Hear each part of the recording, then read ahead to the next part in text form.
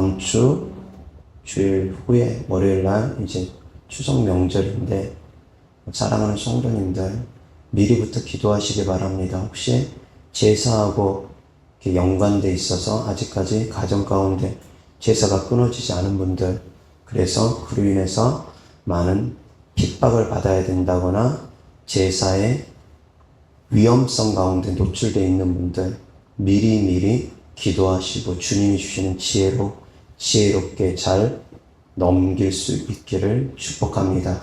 물론 지혜가 부족하고 믿음이 특심하면 환난과 핍박을 받을지라도 이겨내시면 되고, 그 정도의 믿음이 안 되면 어떻게 지혜롭게 그 상황을 모면할지 주님께서 주시는 지혜로 그 상황을 모면할 수 있기를 주 예수 그리스도 이름으로 축원합니다. 둘 중에 하나는 있으셔야 됩니다.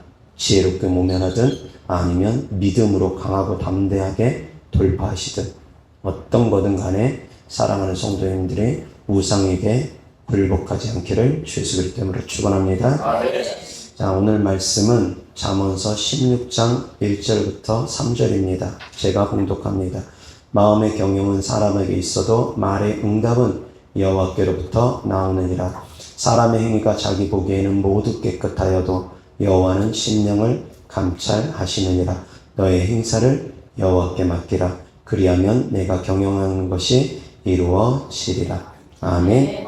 오늘 하나님의 말씀 주제는 남 탓하지 말고 자책하지도 말고 하나님께 맡기라 라는 주제로 하나님 말씀 전하고자 합니다.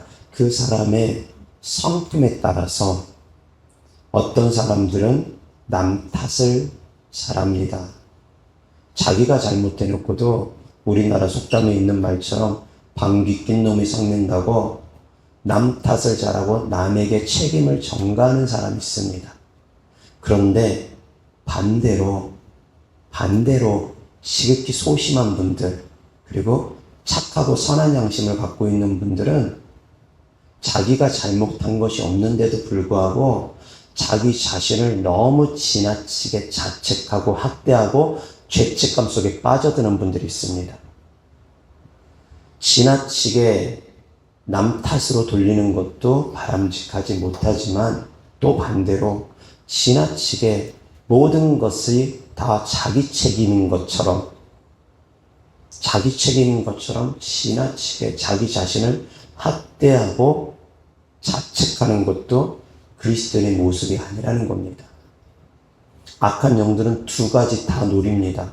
그 사람의 성향에 따라서 어떤 사람은 자꾸 남 탓하게 만들고, 어떤 사람에게는 끊임없이 자신만 학대하게 만들고 되뇌이면서 그 스스로를 우울하게 만들고, 그 스스로를 답답하게 만들고, 그래서 삶의 의욕을 꺾어버리고 그러더라는 겁니다.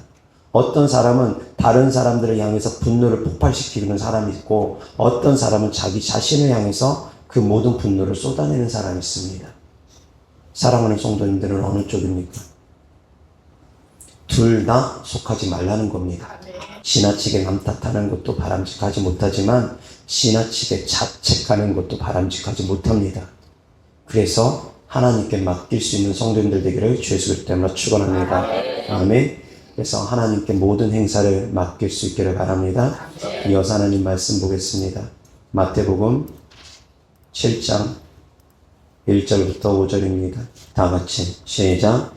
비판을 받지 아니하려거든 비판하지 말라. 너희가 비판하는 그 비판으로 너희가 비판을 받을 것이요, 너희가 헤아리는 그 헤아림으로 너희가 헤아림을 받을 것이니라. 어찌하여 형제의 눈 속에 있는 띠는 보고 내 눈 속에 있는 들보는 깨닫지 못하느냐. 보라, 내 눈 속에 들보가 있는데 어찌하여 형제에게 말하기를 나로 내 눈 속에 있는 띠를 빼게 하라 하겠느냐. 외식하는 자여, 먼저 내 눈 속에서 들보를 빼라. 그 후에야 밝히 보고 형제의 눈 속에서 띠를 빼리라. 아멘. 비판받지 아니하려거든 비판하지 말라고 합니다. 아멘. 우리의 헤아리는 그 헤아림으로 우리가 헤아림을 받을 것이라고 합니다. 아멘. 내가 누군가를 비판하게 되면 나도 비판을 받습니다. 특별히 하나님께로부터 비판을 받습니다. 내가 누군가를 헤아리지 아니하면 우리도 헤아림을 받지 못합니다. 특별히 하나님께로부터 헤아림을 받지 못합니다. 내가 누군가를 긍휼히 여기지 않으면 내가 긍휼히 여김을 받지 못합니다.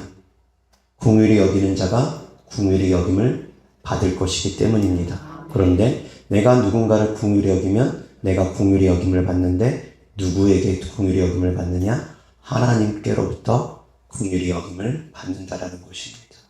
아멘. 내가 누군가에게 은혜 베푸면 하나님은 나에게 은혜를 주십니다. 아멘.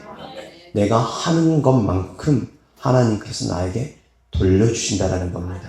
내가 누군가를 섬기면 하나님께서도 역시 더욱더 은혜 베풀어 주십니다. 발을 씻는다라는 것은 곧 섬김을 의미하는 겁니다. 그런데 영적 의미는 발을 씻는다라는 것은 그 사람의 허물과 죄를 용서하는 것입니다. 단순한 섬김이 아니라 허물과 죄를 용서하는 섬김입니다. 그렇게 내가 누군가에게 허물과 죄를 용서하는 섬김으로 나아가면 하나님께서도 나의 죄를 용서해 주신다라는 겁니다. 아멘. 용서를 하는 자가 용서를 받는 것입니다. 아멘. 용서하지 않으면 용서받지 못합니다. 헤아리는 만큼 헤아림을 받습니다. 마찬가지로 내가 남 탓하기에 급급하면, 비판하기에 급급하면 하나님께서도 나를 책망하시고 나를 비판하신다라는 겁니다. 그렇기 때문에 사랑하는 성도님들은 다른 사람들을 비판하는 자세로 있으면 안 됩니다. 특별히 교회 안에서 성도들을 비판하는 자세, 교회 안에서 영적인 질서를 비판하는 자세, 깨트리는 자세 있으면 안 됩니다. 이것은 하나님께서 기뻐하지가 않습니다. 그런데 또 반대로 너무 지나치게 자신을 학대하지도 말라는 겁니다. 모든 것이 내 탓이요, 내 탓이요, 내 탓이요 할 수 있습니다. 그런데 내 탓이요, 내 탓이요, 내 탓이요 딱 3번만 하라는 겁니다. 지나치게 하지 말라는 겁니다. 계속 내 탓이요, 내 탓이요, 내 탓이요 수백 번, 수천 번 하다 보면 침륜에 빠져버립니다. 악한 영들이 쳐놓은 올무에 빠져버리게 됩니다.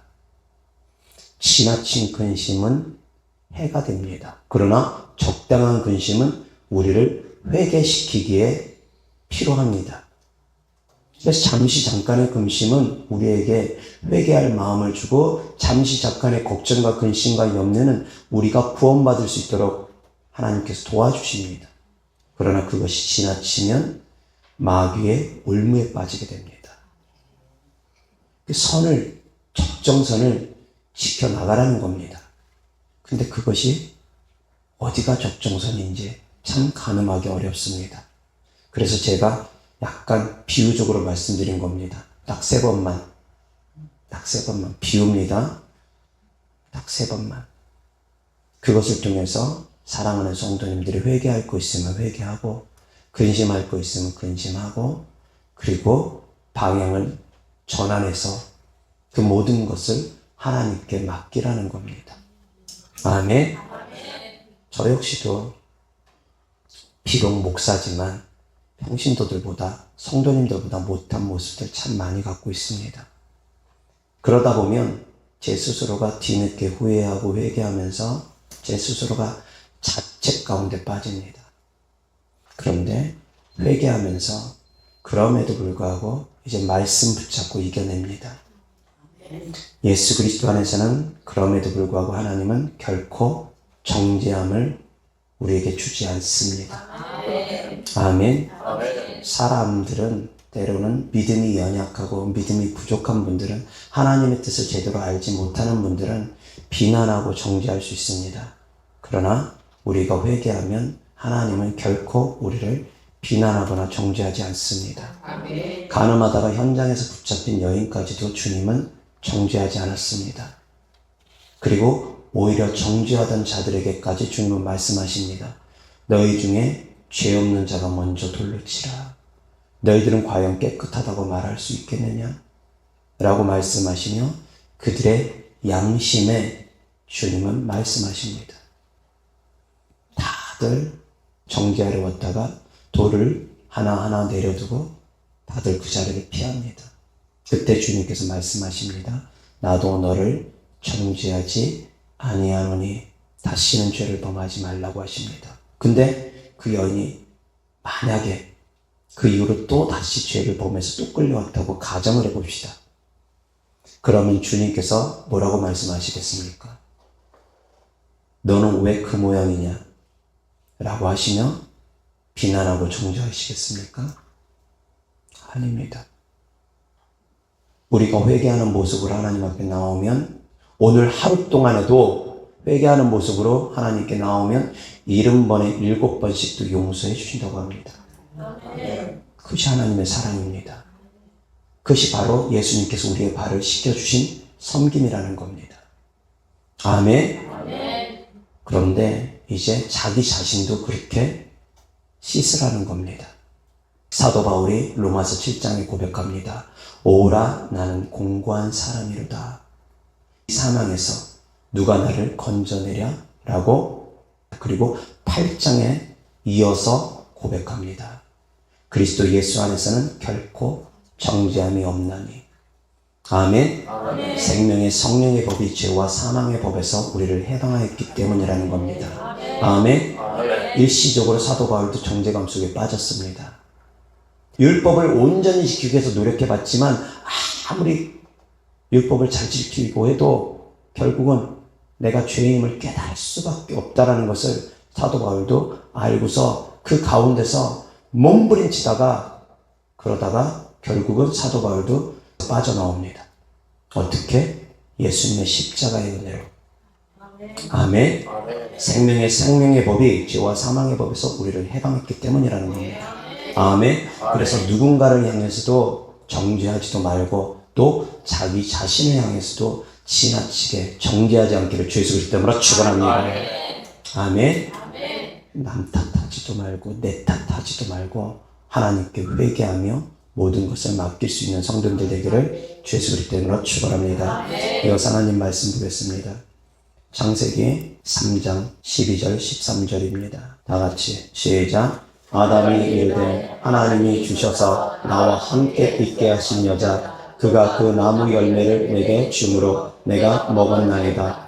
여호와 하나님이 여자에게 이르시되 내가 어찌하여 이렇게 하였느냐. 여자가 이르되 뱀이 나를 꿰므로 내가 먹었나이다. 아멘. 이 말씀은 아담과 하와가 선악과를 따먹고 나서 하나님께서 아담을 찾으시니까 아담이 숨어 있다가 아담이 하나님께 변명하는 겁니다. 아담이 뭐라고 합니까? 첫 번째 핑계는 하나님 때문입니다. 하나님께서 여자를 창조해줬기 때문입니다. 첫 번째 핑계는 하나님께 탓을 돌립니다. 그리고 두 번째, 여자 탓을 돌립니다. 근데 이 아담이 하와를 처음 만났을 때, 여자를 처음 만났을 때 뭐라고 말하냐면 뼈 중에 뼈요, 살 중에 살이라 라고 하면서 너무 기뻐합니다. 너무 좋아합니다. 하나님의 은혜가 있을 때는 너무 좋아하고 감사하고 그러다가 그 여인 때문에 시험에 탁 드니까 그 여인 때문에 선악과 따먹고 나니까 하나님께서 저 여인 나에게 주셔서 저 여인 때문에 내가 이렇게 타락하게 된 겁니다. 저 여인 때문에 내가 이렇게 죄짓게 된 겁니다. 하나님 탓, 사람 탓. 자, 그래서 이제 여인 탓을 했습니다. 그래서 하나님께서 이제 그 여인에게 물어봅니다. 너는 왜 그랬느냐? 아니, 여자는 또 뭐라고 합니까? 뱀 때문에 그랬습니다. 귀신들 때문에 그랬습니다. 악한 영들 때문에 그랬습니다. 하나님, 저는 죄 지으려고 안 했는데 귀신이 나를 죄 짓게 했습니다. 귀신들 때문에 난 죄 지은 겁니다. 귀신 탓합니다. 옳습니까? 옳은 마음입니까? 옳은 마음 아닙니다. 하나님께서 말씀하십니다. 가인이 아벨을 쳐주려고 하는 그 마음이 막 올라올 때 하나님께서 가인에게 미리 말씀하십니다. 죄의 소원은 너에게 있으나 너는 죄를 다스려야 된다. 아멘. 악한 영들이 옆에서 막 부추깁니다. 아벨을 죽여라. 아벨을 죽여라. 막 부추깁니다. 그런데 그 소원이 살인하고 충동이 올라오지만 가인은 어떻게 해야 됐습니까? 다스렸어야 된다는 겁니다. 분을 내어도 죄를 짓지 말고 해가 지도록 분을 품지 말아야 된다는 겁니다. 아멘.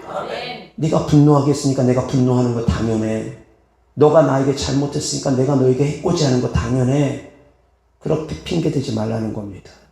악한 영들이 아무리 뒤에서 막 부추기면서 감정을 부추기고 생각을 부추기고 계속 부추기더라도 이겨내라는 겁니다. 내가 악한 영 때문에 죄졌다 핑계대지 말라는 겁니다. 내가 마귀 때문에, 내가 뱀 때문에 결국 선악과 따먹을 수밖에 없었다 핑계대지 말라는 겁니다. 핑계댄다고 해결되지 않는다라는 겁니다. 근데 이 핑계는 태초의 인간부터 있어 왔습니다. 그래서 우리는 기질적으로 선악과 따먹은 이후부터는 기질적으로 남 탓을 하게 돼 있습니다. 선악과 따먹고 나서부터 그때부터 타고 들어온 마음들입니다.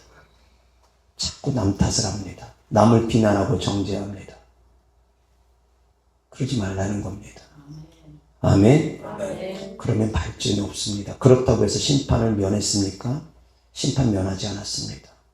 남 탓했던 아담도 심판을 면할 수 없었고 남 탓했던 여자도 심판을 면할 수 없었습니다. 여자에게는 해산하는 고통을 안겨주셨고 남자에게 다스림을 받게 되어진다라는 말씀을 주셨고 남자에게는 아담에게는 땀을 흘려야지만이 되고 너는 흑이니 흑으로 돌아가라는 말씀을 주셨습니다. 흑인이 흑으로 돌아가라는 것은 아담이 대표 인간이기 때문에 아담에게 말씀을 주신 겁니다. 하와에게도 역시 그 말씀은 이어지고 그 후대에도 그 말씀은 이어지는 겁니다. 대표성을 갖고 있기 때문에 아담에게 말한 겁니다. 인간의 대표이기 때문에. 사랑하는 성도님들, 핑계댄다고 해서 심판이 비껴가는 것이 아닙니다.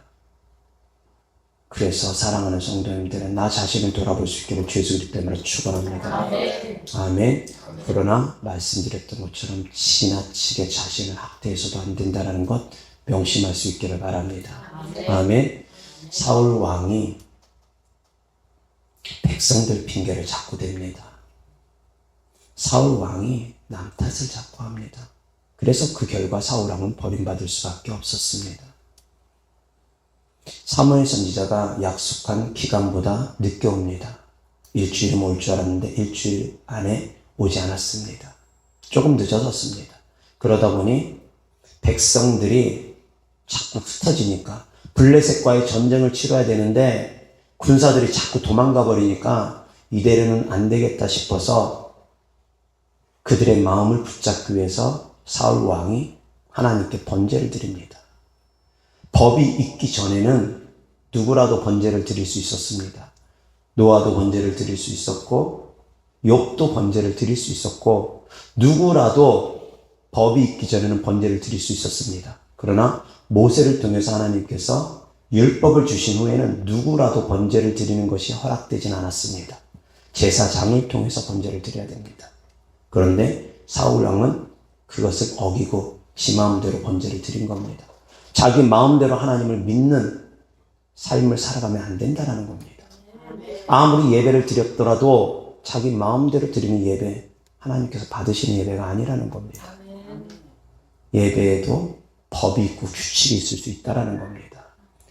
그렇게 해서 1차적으로 사무엘 선지자를 통해서 사울 왕이 경고를 받습니다. 경고를 받습니다. 그런데 그 사울 왕이 여전히 변하지를 못합니다. 그래서 두 번째, 이제 하나님께서 명령하십니다.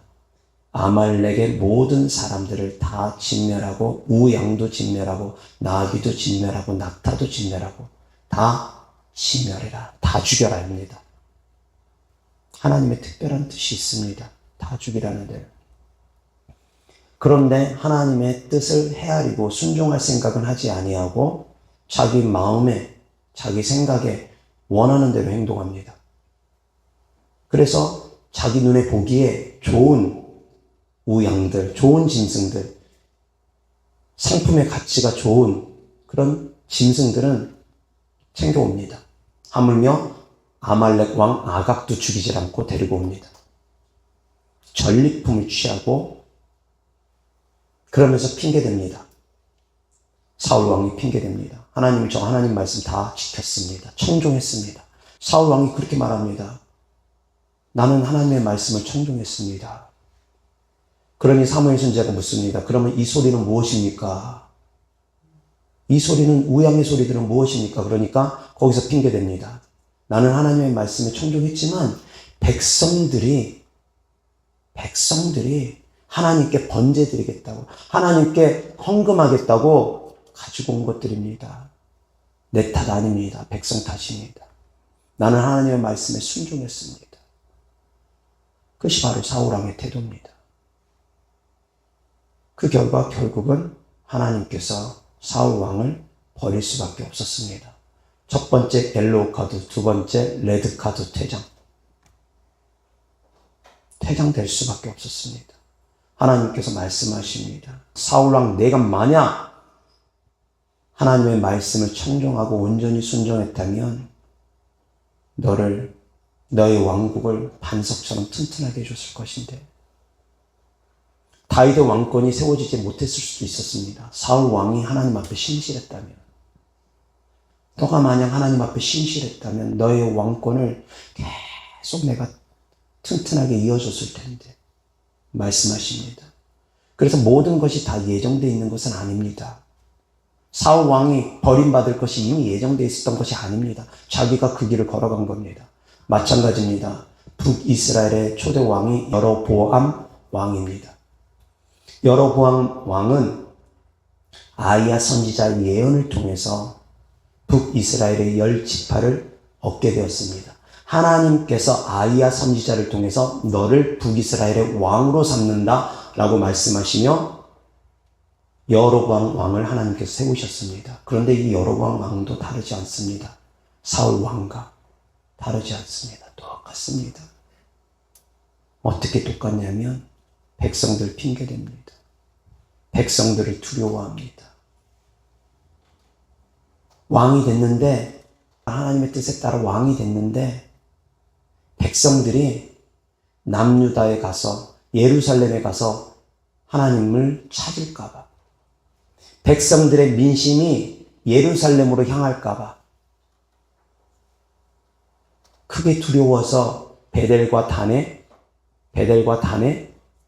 금송아지를 만들고 이것이 너희를 인도하신 하나님이다 라고 얘기하며 백성들을 미혹하고 현혹합니다. 백성들을 두려워한 나머지 어떻게 해서 왕이 됐는지를 잊어버린 겁니다. 백성들이 왕으로 세운 겁니까? 아니라는 겁니다. 하나님께서 너를 왕으로 세우겠다 해가지고 하나님께서 왕으로 세운 겁니다. 만약에 여로보암 왕도 다윗처럼 신실한 마음으로 하나님께 나아갔다면 하나님께서도 그 왕위를 경고해 주시겠다고 약속했습니다. 다윗처럼 너는 내 앞에서 신실해라. 그러면 내가 너의 왕위를 경고케 할 것이다. 약속하셨습니다. 그런데 사람이 두려우니까 하나님의 약속은 온데간데없고, 자기가 어떻게 예수님을 믿었는지, 하나님께서 나에게 어떤 은혜를 주셨는지 새까맣게 잃어버리고, 가족이 두려우니까 남편이 두렵고, 아내가 두렵고, 부모가 두렵고, 자식이 두렵고, 주변에서 뭐라고 할까봐 친척들의 말들이 두렵고, 두려우니까 자기 마음대로 타협해서 제사 지내고, 자기 마음대로 레위인이 아닌 사람들을 제사장으로 세우고, 그런 행동들을 벌이더라는 겁니다. 그런 가운데 이제 하나님께서 경고를 또 날립니다. 하나님의 사람을 통해서 하나님의 사람이 찾아옵니다. 베델에 찾아와서 하나님의 심판에 대한 메시지를 하니 그 단이 갈라져 버렸습니다. 그 모습을 보고 여로보암 왕이 그 하나님의 사람을 향해서 손가락질하면서 저놈 잡아라 합니다. 그런데 딱 내미는 순간 손이 굳어버렸습니다. 안 옵니다. 돌아오질 않습니다. 그러니 여로보암 왕이 이제 그 하나님의 사람한테 부탁을 합니다. 나 좀 도와달라고. 나 좀 어떻게 해달라고. 하나님께 간구해서 나 좀 회복시켜달라고. 그래서 하나님의 사람이 기도하니 돌아옵니다. 그러니까 이제 여로보암 왕이 그 하나님의 사람을 귀빈으로서 모시려고 합니다. 금은보화를 안겨주면서 귀빈으로 모시려고 합니다. 그런데 여로보암 왕의 속내는 어떤 속내를 가지고 있느냐?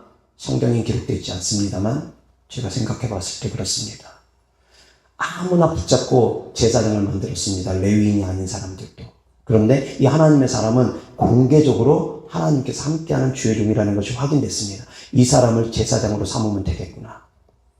베델과 단을 관리하는 제사장으로 삼으면 되겠구나라는 속내를 갖고 있지 않았을까 조심스럽게 추정을 해봅니다.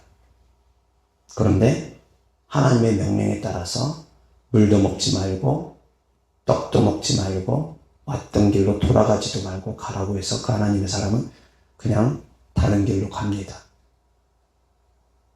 여로보암 왕이 그랬습니다. 자기 생각대로, 자기 마음대로 하나님을 섬기고 하나님을 믿었습니다. 하나님을 믿는 믿음이 전혀 없었던 것은 아닙니다. 여로보암 왕의 아들이 죽을 위기에 있었습니다. 그러니 여로보암 왕이 자기 아내를 아히야 선지자에게 또 보냅니다. 그 아히야 선지자는 자기가 왕이 될 때 예언한 선지자라는 겁니다. 신령하다라는 겁니다. 잘 맞춘다라는 겁니다. 그러니까 우리 아들이 죽을지 살지 가서 한번 알아보라고. 하나님의 선지자를 인정했습니다. 하나님의 살아계심을 경험했습니다. 여로보암 왕이 하나님 살아계신 거 경험 못한 거 아닙니다. 하나님의 명령에 따라서 하나님의 뜻에 따라서 왕이 되어졌고 하나님의 사람이 명령하니까 단이 갈라지는 거 다 경험했습니다. 그런데 변질된 믿음, 타협하는 믿음으로 하나님을 믿더라는 겁니다. 지금도 타협하는 믿음으로 믿는 분들 얼마나 많이 계십니까? 그 시대만 그런 것이 아니라 지금도 타협하는 믿음으로 기독교하고 천주교하고 불교하고 그런 이방신들하고 어떻게 하나 될 수 있습니까? 하나 되는 행동을 하는 것부터가 문제가 있는 겁니다. 종교적으로는 절대 하나가 될 수 없습니다. 물론 정치적으로는 같이 하나가 돼서 뭐 이렇게 누군가를 뽑는다거나 할 수 있습니다. 같이 힘을 모아가지고 애국운동을 할 수도 있을 겁니다. 그러나 종교적으로는 절대 하나가 될 수가 없습니다. 근데 그런 행동들을 하면서도 무감각합니다. 여로보암 왕처럼, 사울 왕처럼 자기 소견에 오른 대로 하나님을 믿더라는 겁니다. 그리고 또 남 탓을 합니다. 백성들 때문에 그랬습니다. 백성들이 좋아하니까 그런 겁니다. 백성들이 두려워서 그런 겁니다. 사람을 두려워하면 사람 눈치 보면 결국 그렇게 됩니다. 그렇기 때문에 남 탓하지 말고 자신을 돌아보며 믿음으로 나아가야 된다는 겁니다. 근본적인 마음은 여로보암 왕 마음에 하나님의 살아계심을 믿었지만 하나님을 향해서 신실한 믿음이 없었습니다. 사울 왕도 마찬가지입니다. 하나님의 살아계심을 알았지만 사무엘 선지자를 통해서 하나님의 나타내심을, 하나님의 살아계심을 많이 경험하고 체험하고 듣고 다 알았지만 나의 하나님이 아니라 당신의 하나님이라고 하면서 사무엘 선지자의 하나님만 찾았습니다. 자기가 하나님을 찾지 못했습니다. 자기가 하나님을 만나지 못했습니다. 가룟 유다가 버림받은 이유도 똑같습니다. 나의 주, 나의 하나님을 찾지 못했습니다. 가룟 유다는. 베드로는 나의 주, 나의 하나님을 끊임없이 찾았습니다. 그랬기 때문에 베드로는 버림받지 않고 회개할 기회가 있었고 가룟 유다는 나의 주, 나의 하나님을 찾지 않았기 때문에 결국은 버림받을 수밖에 없었습니다. 사랑하는 성도님들은 나의 주, 나의 하나님을 찾을 수 있기를 주 예수 그리스도로 축원합니다. 아멘. 남 탓하지 말고 내 탓하지도 말고 지나치게 정죄감 속에 빠지지도 말고 나의 하나님을 찾을 수 있기를 주 예수 그리스도로 축원합니다. 아멘. 이어서 하나님 말씀 보겠습니다. 고린도후서 7장 8절부터 12절입니다. 다 같이 시작. 그러므로 내가 편지로 너희를 근심하게 한 것을 후회하였으나 지금은 후회하지 아니함은 그 편지가 너희로 잠시만 근심하게 한 줄을 알미라. 내가 지금 기뻐함은 너희로 근심하게 한 까닭이 아니오 도리어 너희가 근심함으로 회개함에 이른 까닭이라. 너희가 하나님의 뜻대로 하게 근심하게 된 것은 우리에게서 아무 해도 받지 않게 하려 함이니라. 하나님의 뜻대로 하는 근심은 후회할 것이 없는 구원에 이르게 하는 회개를 이루는 것이요 세상 근심은 사망을 이루는 것이니라. 보라, 하나님의 뜻대로 하게 된 이 근심이 너희로 얼마나 간절하게 하며 얼마나 변증하게 하며 얼마나 분하게 하며 얼마나 두렵게 하며 얼마나 사모하게 하며 얼마나 열심 있게 하며 얼마나 벌하게 하였는가. 너희가 그 일에 대하여 일체 너희의 자신을 깨끗함을 나타내었느니라. 그런즉 내가 너희에게 쓴 것은 그 불의를 행한 자를 위한 것도 아니요 그 불의를 당한 자를 위한 것도 아니요 오직 우리를 위한 너희의 간절함이 하나님 앞에서 너희에게 나타내게 하려 함이로다. 아멘. 아멘. 자, 근심을 하기는 하되 잠깐만 하라는 겁니다. 사도 바울이 고린도 전서를 통해서 고린도 교회에 책망의 메시지를 전했습니다. 그러니 고린도 교회 성도들이 그 책망의 메시지를 듣고 근심했습니다. 그러니 이제 사도 바울이 또 후회가 됩니다. 내가 너무 고린도 교인들에게 좀 세게 한 게 아닌가? 너무 책망의 메시지를 세게 한 것이 아닌가? 저도 한 번씩 그렇습니다. 단에서 말씀을 좀 세게 전해서 성도님들이 너무 지나치게 아파할 때쯤 되면 그거로 인해서 시험 들고 상처받고 그러면 나 자신을 돌아봅니다. 너무 설교를 말씀을 세게 전한 것이 아닌가 막 후회도 됩니다. 사도 바울도 똑같은 마음이었습니다. 그런데 너희를 근심하게 한 것을 후회하였으나 지금은 후회하지 아니하면 그 편지가 너희로 잠시만 근심하게 한 줄을 알미라. 잠깐 동안만 근심하고 그리고 나서 그 근심으로 말미암아 회개하고 그 회개함으로 말미암아 구원함에 이르게 되어졌다라는 겁니다. 아멘. 아멘. 그래서 하나님의 뜻대로 하는 근심은 우리를 구원으로 이끌어갑니다. 아멘. 그러나 세상 근심은 사망으로 이끌어갑니다.